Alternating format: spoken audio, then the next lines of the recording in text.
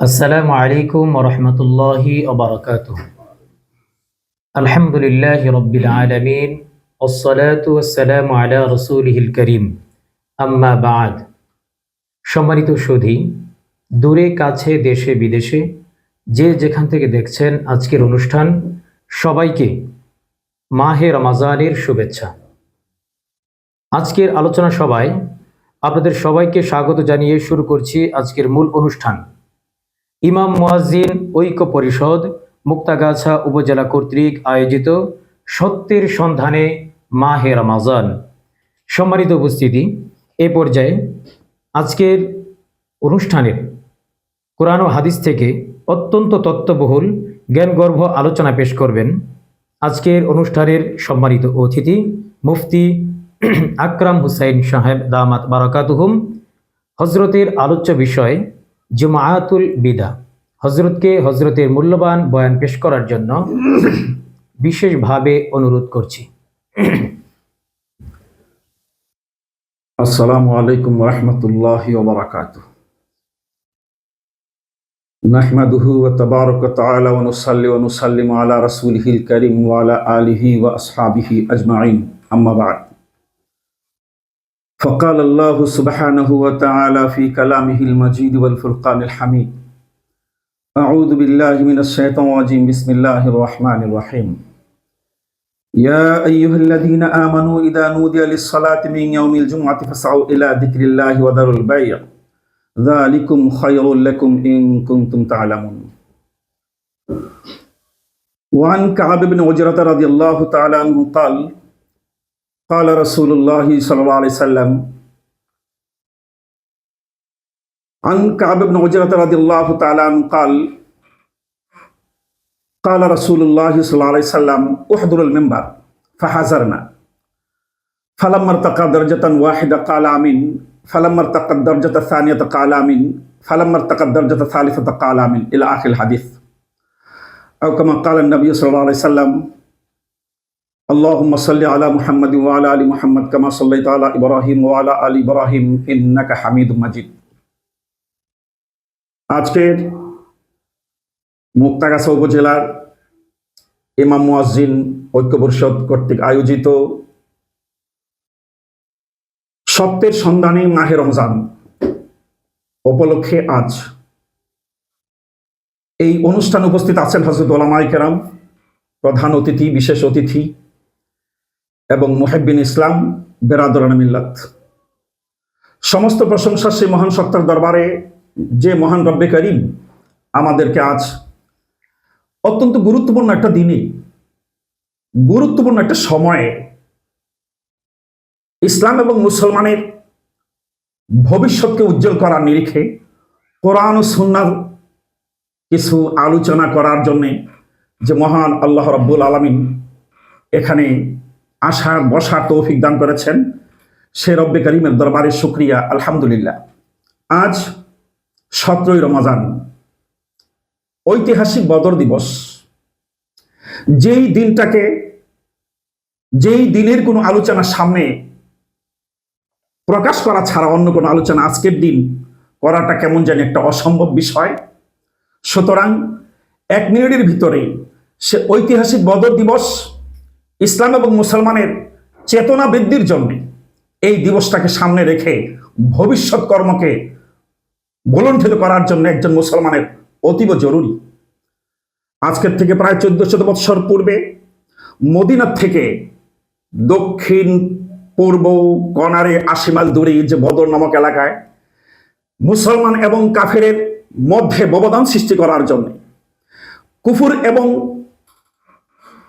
ইসলামের মধ্যে ব্যবধান সৃষ্টি করার জন্য যে এক যুদ্ধ সংগঠিত হয়েছিল, যে যুদ্ধের মাধ্যমে কিয়ামত পর্যন্ত সকল ইসলাম এবং মুসলমানকে উজ্জীবিত করার জন্য 313 বনাম 1000-এর মধ্যে মহান আল্লাহ রাব্বুল আলামিন মুসলমান মুজাহিদদেরকে, সাহাবায়ে কেরামকে যে বিজিত করেছেন, সেটার জন্য আমাদের সর্বদা কৃতজ্ঞতা আদায় করতে হবে মহান আল্লাহ রাব্বুল আলামিন। আজকের এই বদর দিবসকে সামনে রেখে ভবিষ্যৎ জীবনকে চলার জন্য আল্লাহ তাআলা সব ভাইকে তৌফিক দান করুন। সম্মানিত উপস্থিতি, আজ সংক্ষিপ্ত বিষয় আলোচনা করব, যে বিষয়টা হলো জুমাতুল বিদা। আসলে জুমাতুল বিদা এটা কি? পবিত্র মাহে রমজান অত্যন্ত গুরুত্বপূর্ণ একটা মাস। যেই মাস সম্পর্কে, যেই দিনের রোজা সম্পর্কে রাসূল কারীম সাল্লাল্লাহু আলাইহি সাল্লাম ইরশাদ করেছেন, মান সামা রমাজানা ঈমান ওয়া ইহতিসাবান গফিরা লাহু মা তাকাদ্দামা মিন দামবি। ওই এমন একটা মাসে, যে মাসের শেষ রমজান মাসের শেষ জুমা, জুমাতুল বিদা। সারা বছর আমরা জুমা পড়ি, কিন্তু যে জুমার ফজিলত মাহে রমজানের শেষ রমজান, মাহে রমজানের শেষ জুমা, এই জুমার ফজিলত, এই জুমার গুরুত্ব, এই জুমার তাৎপর্য, এই জুমার সওয়াব অন্য সারা একটা বছরের মধ্যে আরো যা আছে, কোনো একটা মাসের ভিতরে এতটুকু ফজিলত পাওয়ার কোনো সম্ভাবনা নেই। একে তো হলো মাহে রমজান, রমজানের গুরুত্ব হিসাবে এটা অপরিসীম একটা সওয়াবের দৃষ্টিকোণ রাখে। সুতরাং এই মাহে রমজানের শেষ জুমা, জুমাতুল বিদা অত্যন্ত গুরুত্বপূর্ণ একটা বিষয়। সুতরাং এই বিষয়ে আমাদেরকে সামনে রাখতে হবে এবং এই জুমার অত্যন্ত গুরুত্ব আমাদেরকে আরোপ করতে হবে। সুতরাং আজকে রমজান মাস, রমজান মাসের মধ্যে আমাদের রমজান মাসের রোজার কি গুরুত্ব দিচ্ছি, আর জুমাতুল বিদার কি গুরুত্ব, এটা অবশ্যই আমাদেরকে দিতে হবে। সুতরাং রোজাটাকে এমন ভাবে আমাদের রাখতে হবে, রোজার এত গুরুত্ব আদায় করতে হবে যে রোজা যেমনটা নাকি একটা দৃষ্টান্ত হিসাবে বলা যাইতে পারে, আমরা যেখানে বসা আছি বা যে কোনো একটা রুমের ভিতরে একটা এসি ফিট করা হোক। এসি ফিট করতে হলে এসির সুইচ দেওয়ার পরে সেই রুমের, সেই ঘরের, সেই এসির মাধ্যমে শীতল হতে হলে শর্ত হলো সেই রুমের ভিতরে যেগুলো জানালা এবং দরজা আছে সবগুলো জানালা এবং দরজা বন্ধ রাখতে হবে। সেই জানালা এবং দরজা যদি বন্ধ রাখা হয়, তাহলে সেই এসির মাধ্যমে ওই রুমটা পুরাটাই শীতল হবে এবং রুমের ভিতরে যারা আছে প্রত্যেকেই ঠান্ডা অনুভব করতে পারবে। সুতরাং আমরা আজকের জীবনে রোজা রাখছি, সুতরাং ওই এসির মতোই আমাদের এই পুরা ব্যক্তি জীবনে যখন রোজা রাখি, রোজার মাধ্যমে আমাদের বাহিরের যে জানালা দরজাগুলো আছে, এই জানালা দরজাগুলো আমাদের বন্ধ করতে হবে। সুতরাং জানালা দরজা যদি বন্ধ না রাখা হয়, তাহলে ওই এসির মতো আমাদের এই পুরা জীবনটাকে শীতল করা যাবে না, রমজানের মতো রোজা রেখে আমাদের সওয়াব অর্জন করা যাবে না। মুখ একটা জানালা বা দরজা, এটাকে যেইভাবে ব্যবহার করতে বলা হয়েছে ওইভাবে ব্যবহার করতে হবে। কর্ণ যেইভাবে ব্যবহার করতে বলা হয়েছে ওইভাবে ব্যবহার করতে হবে। চক্ষু যেইভাবে ব্যবহার করতে বলা হয়েছে ওইভাবে ব্যবহার করতে হবে। হাতকে যেইভাবে ব্যবহার করতে বলা হয়েছে ওইভাবে ব্যবহার করতে হবে। পাকে যেইভাবে ব্যবহার করতে বলা হয়েছে ওইভাবে ব্যবহার করতে হবে। এক কথায় আমি বলতে পারি যে আমার ব্যক্তি জীবনটাকে যেইভাবে মাথার থেকে পাও পর্যন্ত যেগুলো আছে প্রত্যেকটাকে রসুলের আনিত আদর্শ মোতাবেক যদি আমি ব্যক্তি জীবনে বাস্তবায়ন করি, আমি চালাই, তাহলে ওইভাবে রমজানের রোজার মাধ্যমে আমি আল্লাহ তাআলার প্রেম প্রীতি এবং আল্লাহ তাআলার সঙ্গে সম্পর্ক হাসিল করতে পারবো। যেমনটাকে নাকি এসির মাধ্যমে, এসি ফিট করার দ্বারাতে সব জানার দরজা বন্ধ করতে হয়, অর্থাৎ আমার বডির মাধ্যমে যে সমস্ত বাহিরের থেকে আমার অশ্লীল বাহাবানা আমি গ্রহণ করতে পারি সবগুলো আমার ছাড়তে হবে। সুতরাং যে ব্যক্তি এই রমজান পাওয়ার পরেও সে কোনো ধরনের অসুবিধা, সমস্যা এগুলো না থাকার পরেও রমজানের রোজাকে সে পরিত্যাগ করলো, এই ব্যাপারে মুস্তাদরিকুল হাকিম এবং ইবনে হাব্বানের ভিতরে একটা হাদিসের মধ্যে আছে। লম্বা চড়া কথা আমি বলবো না, প্রায় সময় শেষ। রাসূল কারীম সাল্লাল্লাহু আলাইহি সাল্লাম এক সময় ঘুমিয়ে আছেন।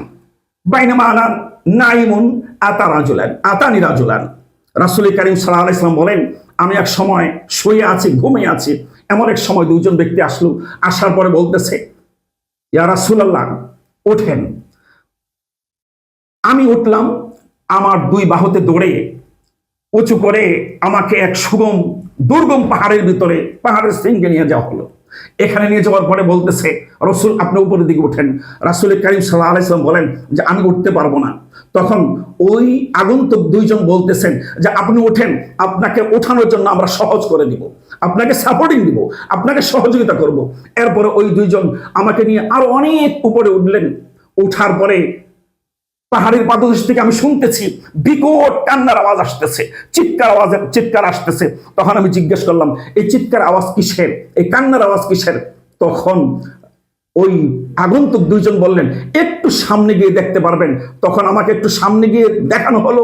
দেখলাম একজন ব্যক্তিকে উপরের দিকে পা রেখে মাথা নিচের দিকে করে তার দুই চোয়ালের ভিতর দিয়ে দুইটা করাত দিয়ে এমন ভাবে চিপতেছে আর অজস্র ভাবে রক্ত ঝরতেছে। তখন আমি জিজ্ঞেস করলাম, এই লোকটাকে এমন ভাবে কেন আযাব দেওয়া হচ্ছে? তখন আগন্তুক দুইজন বলল, এই ব্যক্তি হলো তিনি যে আপনার উম্মতের মধ্য থেকে এমন এক শ্রেণীর উম্মত যাদের কোনো সমস্যা ছিল না, পবিত্র মাহে রমজানের ভিতরে থাকার পরও সে রমজানের রোজা আদায় করে নাই। এই রমজানের রোজা যে আদায় করে নাই তাকে আল্লাহ রাব্বুল আলামিন এই ধরনের শাস্তির ভিতরে রেখেছে।